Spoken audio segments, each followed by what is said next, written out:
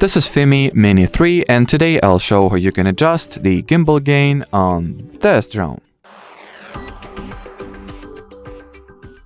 So at the start, you will need to open the camera view of the FIMI Mini app.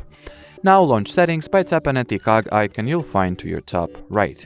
Next, select the gimbal category of settings, that is the fourth one from the top, or start from the bottom, and go into advanced settings.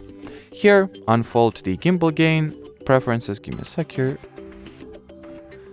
Yep, so it can be hidden like that, so make sure to unfold it or drop it down, drop this menu down, and now you can adjust the gimbal gain to be anywhere between 1% and 200%.